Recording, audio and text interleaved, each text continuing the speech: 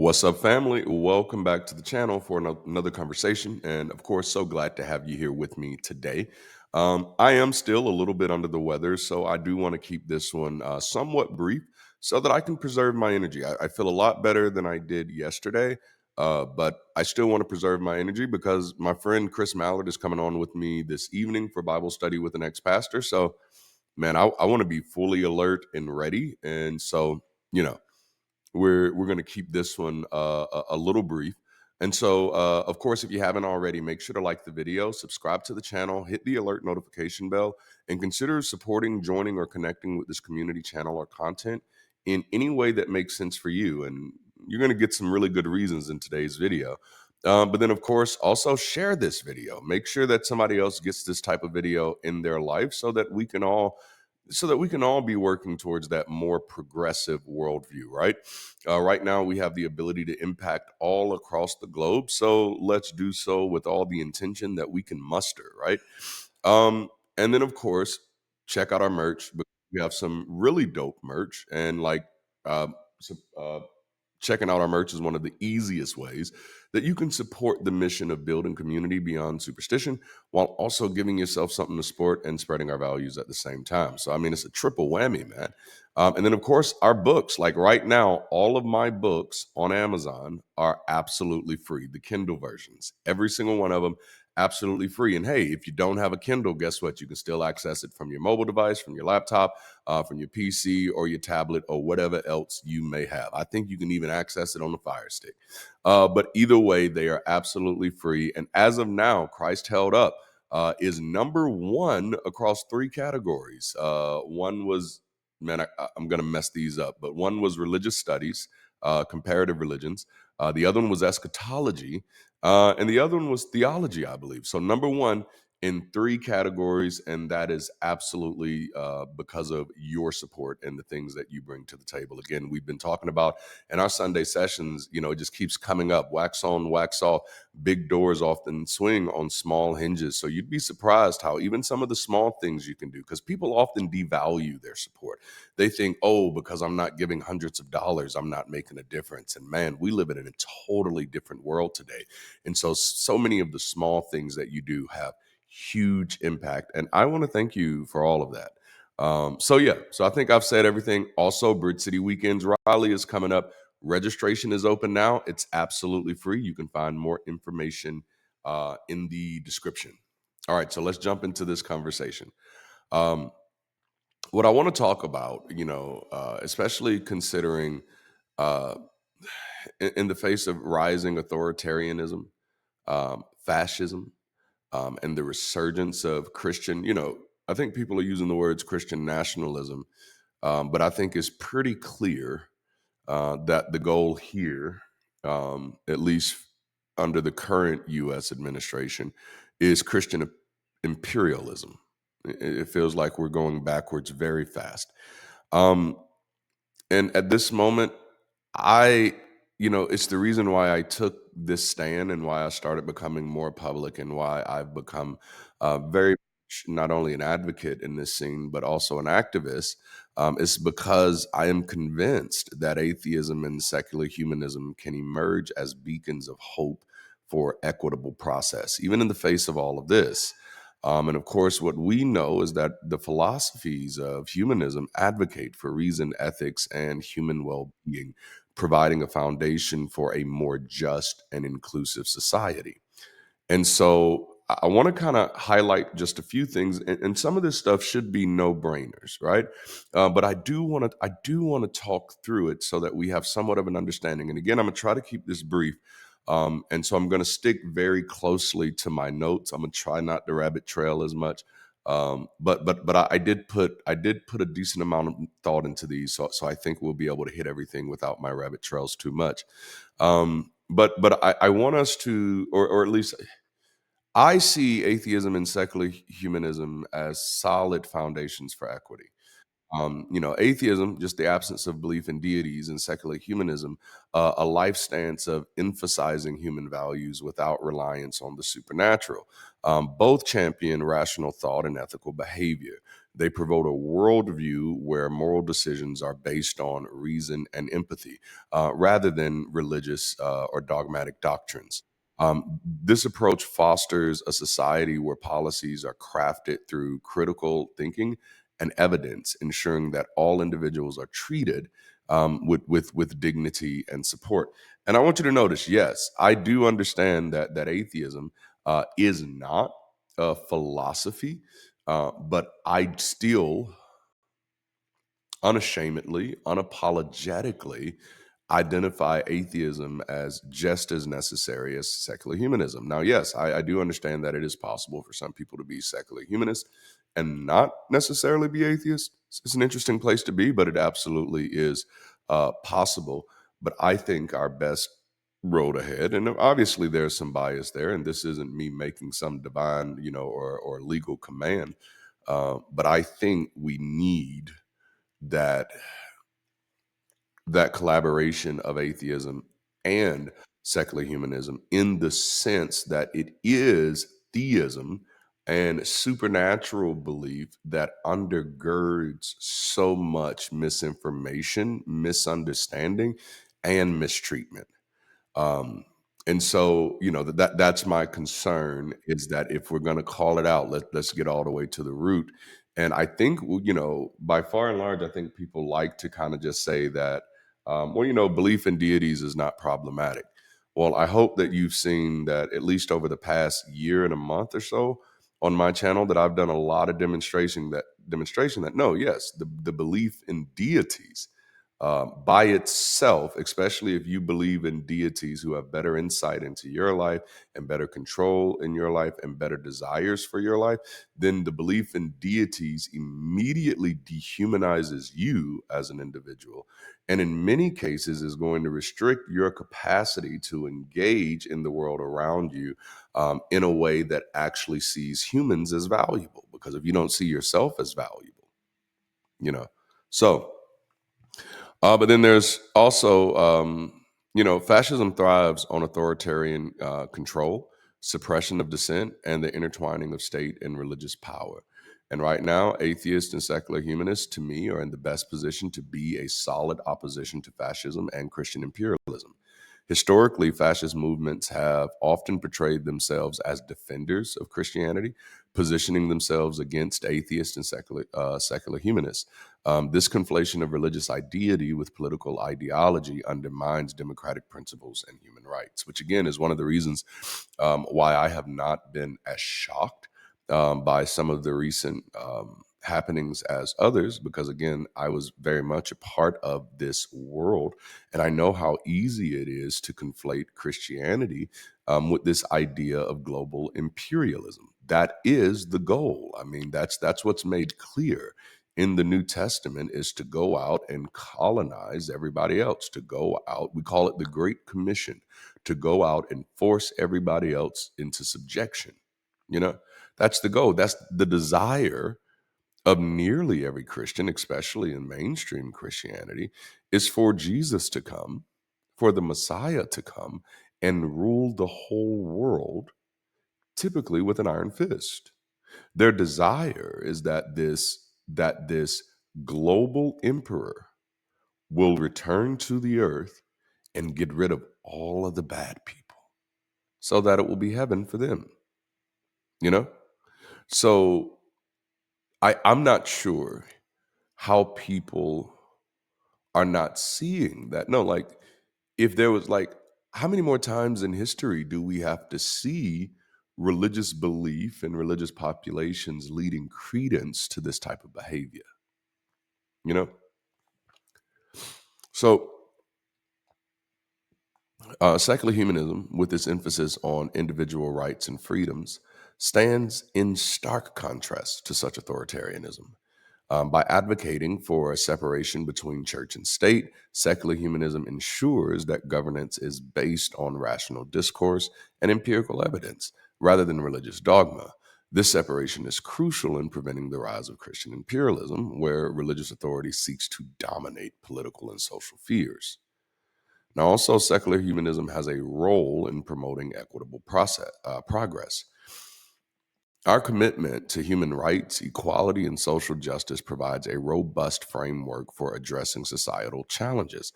By focusing on human well being and ethical behavior, secular humanism encourages policies that promote inclusivity and fairness. This approach is essential in countering the divisive rhetoric and policies that often accompany fascist and theocratic movements. As the specter of fascism and Christian imperialism loom, atheism and secular humanism offer a rational and ethical alternative. By embracing these philosophies, societies can work toward a future where reason, compassion, and justice prevail over authoritarianism and religious tyranny without having to sacrifice their cultural identities on the altar of conformity. In my view, atheist and secular humanists have a pivotal role to play in steering society toward equitable progress. And so I did want to share at least 5 strategies to counter these challenges. I mean, the first one should be very obvious, right? Wherever you are, wherever you live, advocate for secular governance. And before I really dive into this, what I mean when I say that, because I think I've talked to y'all about leapfrogging before, you know, you want to change what's going on at the federal level, you need to be changing what's going on at the local levels and at the state levels, you know, and then a little further into the regional levels, which there's a whole little gray area there. But you, when we advocate for secular governance, yes, we need to be doing everything we can to hold the federal government accountable. But like, if you've done nothing to work with the local and state governments, you don't have the ability to do that. It's a nice thought. It's real cute, but it's wrong. You don't have the ability to hold the federal government accountable if you're only trying to do so as an individual. You really need to do, in the words of a recent Sunday session conversation, squad up, or as I would like to say, squad the fuck up. You know what I'm saying? In other words, start working locally, even if it's not with people who are already politically recognized. Political power comes from groups who recognize each other. And so you start working locally to advocate for secular governance, even having to do the work to be innovative, and inventive, sorry, and innovative, and maybe having to do some things in your area that make it possible. But the point is, atheists and secular humans should champion the separation of church and state, ensuring that policies are crafted based on reason and evidence rather than religious doctrines. This advocacy is crucial in preventing the intertwining of religious authority with political power, a hallmark of Christian imperialism. By promoting secularism, they can help maintain a government that serves all citizens, regardless of religious belief. And I can say for sure, you know, I went to damn near 20 different schools in my lifetime, dysfunctional family. Um, and so one of the things that I can say for sure is like 80% of the schools I went to, though they were public schools, were highly religiously affiliated, right? Not in the sense that the school itself was, but that the teachers, right? I think those are things like you can say separation of church and state all day long, but it's very difficult to monitor the behavior of individuals, you know? And so if you know that 99% of educators in a school system are believers, whether you want to admit it or not, that's a Christian school. You know what I'm saying? Not in the sense that, you know, they're going to necessarily be teaching a doctrine, but in the very real sense that when those teachers are dealing with a student who they feel like is going through a tough time, they're going to feel obligated to share their faith with those students. You know, those schools are going to take things like the moment of silence every morning, very important. Those schools are going to make it mandatory that children salute the flag, because like you can't really separate religious superstition from patriotic ideology. They're one and the same, you know. To limit the bounds of your concern to an imaginary border is superstitious. Now, it's a superstition that we've lived in for a very long time. And I know people don't like it when I say shit like that, but no, I've always been like that. In the type of churches that I was in, pastors felt it really necessary to be called to a city. Like, at least two of my mentors, like, I'm called to Cleveland. This is where God needs me. I got, and my other mentor, I'm called to Birmingham. This is what God, I never felt that. I don't like, that's an arbitrary attachment to me. Why would I love Birmingham and not Hoover and not Pinson? Or better yet, why would I love an abstract when I could just love people? Why would I love the illusion when I could just love the reality? And if I love the reality, then the lines are imaginary. And this is one of the biggest flaws that I've called out with humanism in the US, and perhaps as humanism everywhere. I don't know, I haven't been over there yet. Is that it really seems to be restricted with American concerns. So it's not global humanism, it's American humanism, you know, which I'm familiar with those type of delimiters because such was I. I was a Pan-Africanist human. You know what I'm saying? Like, so I was an African humanist, you know? And then, as I told you, I come to my state of global, which I guess that makes it easier because in order to be a Pan-Africanist, my concern for Black people or the descendants of African people couldn't stop at the shores of the U.S. It had to reach down into the history of South America. It had to reach down into the history of Africa. It had to reach over into the history of Australia and the history of the Philippines and Los Negros Islands. I had to be concerned where dark-skinned people lived everywhere. And then eventually I realized, man, that's still too limiting and is not an accurate representation of how I feel about the whole thing. I am very much still a Pan-Africanist. I am absolutely concerned excuse me, with what is happening to Black people everywhere. I am absolutely concerned. But it is from that place of concern that I am concerned about all people. And that is what concerns me about American humanists, is that their concern sometimes seems to stop at the shores of the US. And I know you may not realize that's superstitious yet. But I don't have to play the fool just because everybody else is. I mean, that's really been my whole type of thing in life, is that I'm kind of averse to doing that. Excuse me.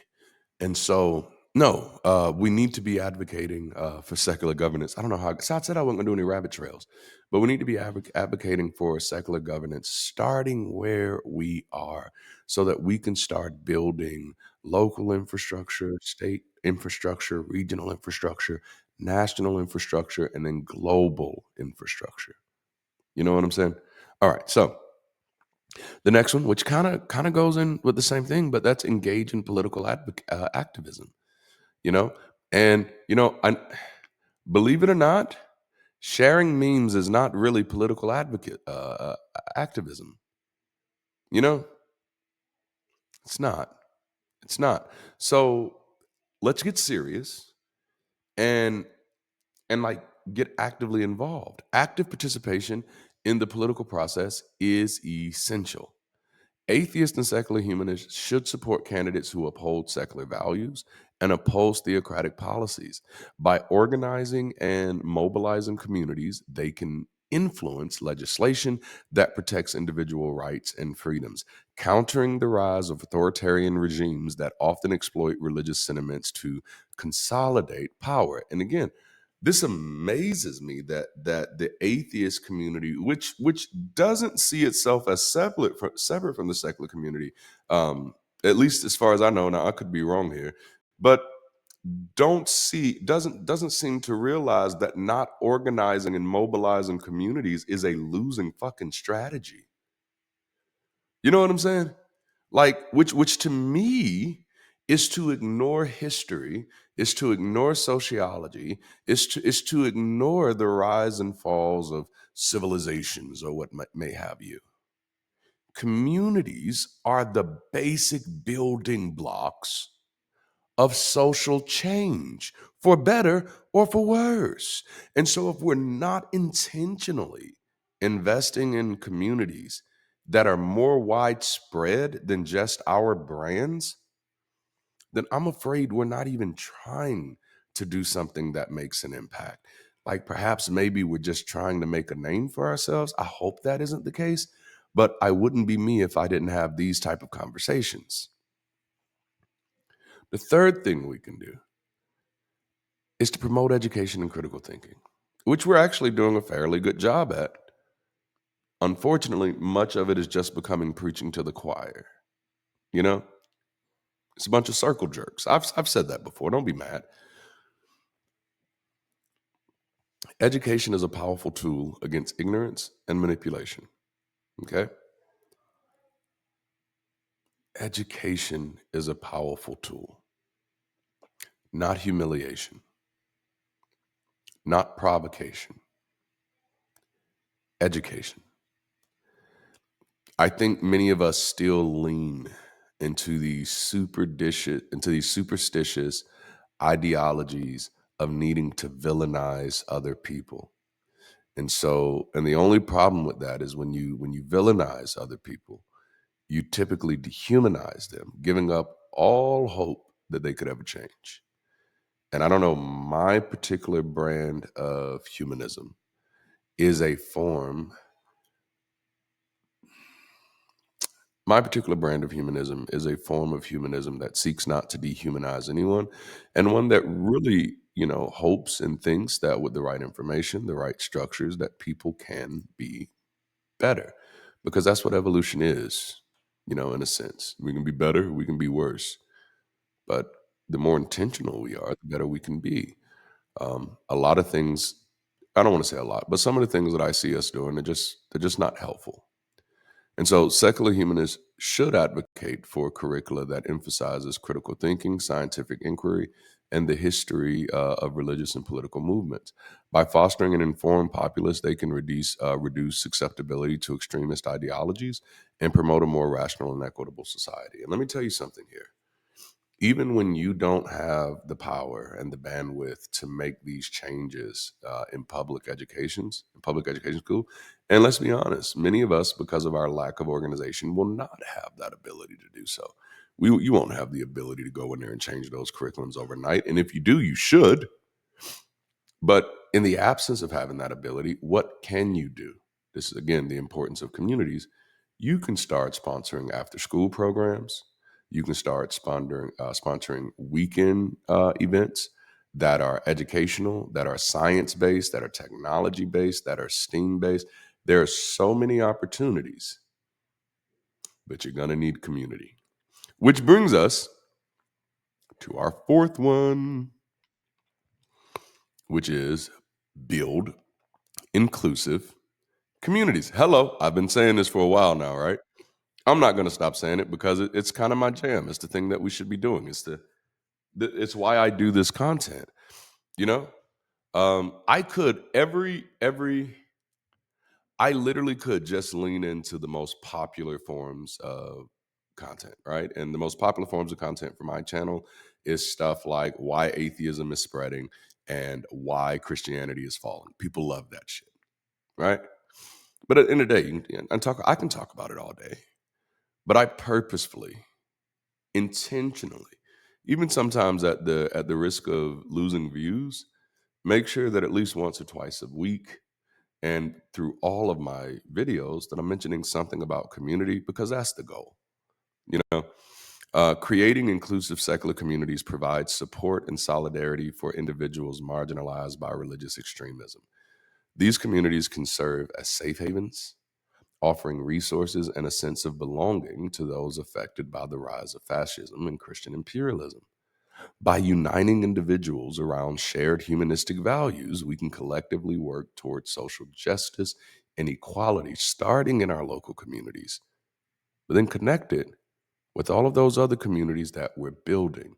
And again, eventually you build a global network of communities that make it possible, perhaps even easy, to withstand and counteract the role of authoritarianism and this type of nationalistic imperialism. And then, last but not least, and this is one that I think many of us in the community do, and that's engage in public discourse. you know. Atheists and secular humanists should actively participate in public discourse, challenging misinformation and promoting rational debate and dialectics. By writing articles, participating in discussions, and utilizing media platforms like YouTube, we can counteract the spread of extremist ideologies and advocate for policies that promote human rights and social equity. This engagement is vital in shaping public opinion and influencing policy decisions. By implementing these strategies, atheists and secular humanists can play a crucial role in countering the rise of fascism and Christian imperialism, fostering a society grounded in reason, equality, and human dignity. What I do want to close in is there are more than one ways.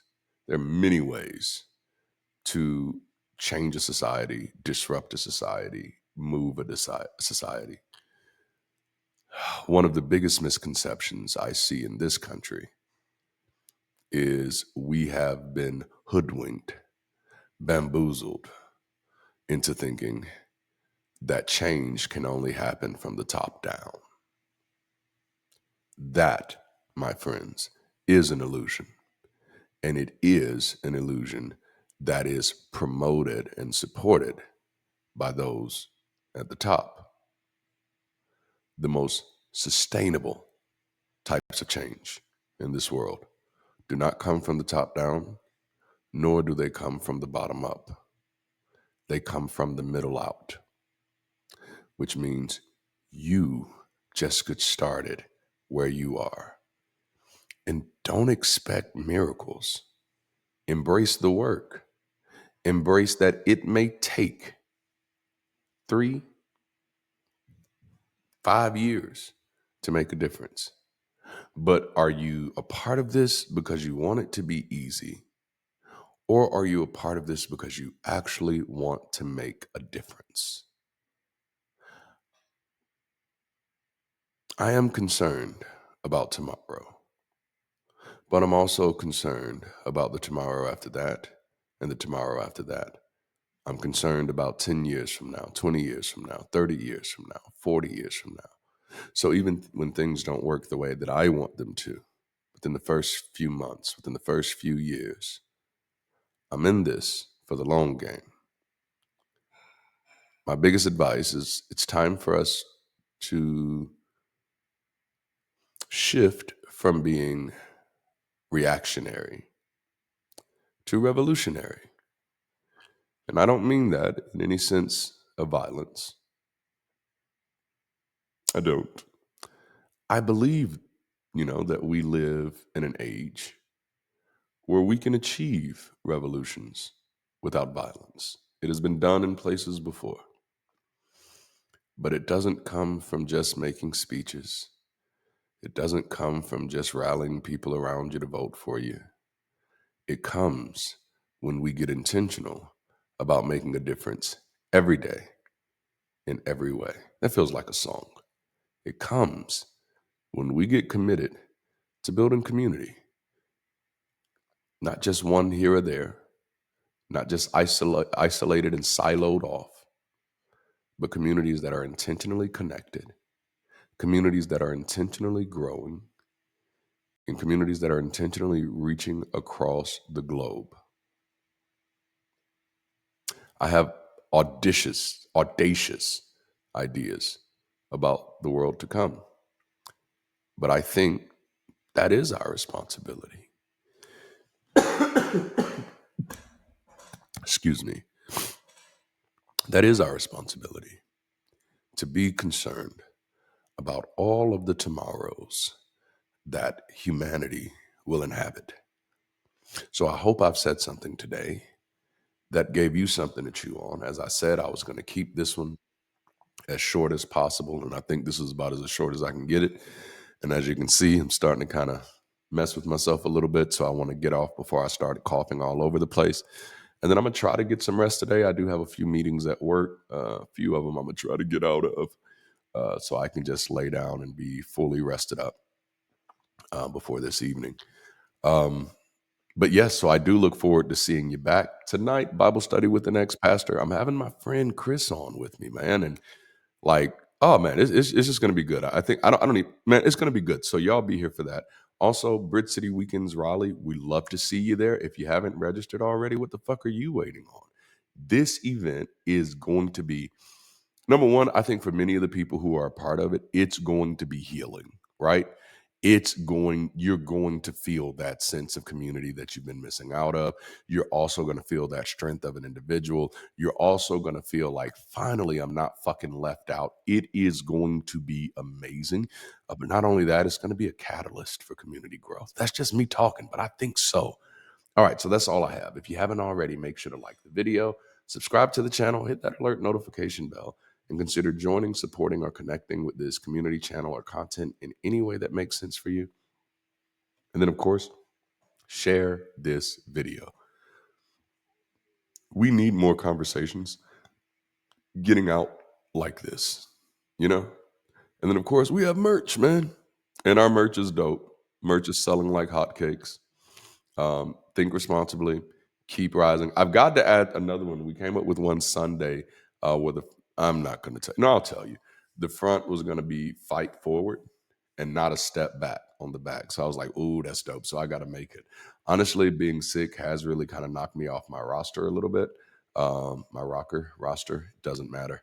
But it's kind of knocked me off a little bit. So I'm incredibly behind on messages, on responding to comments, and then just doing the work that I typically have to do to keep all of this going. So y'all give me some grace over this next week as I'm recovering, and as we're building our team out.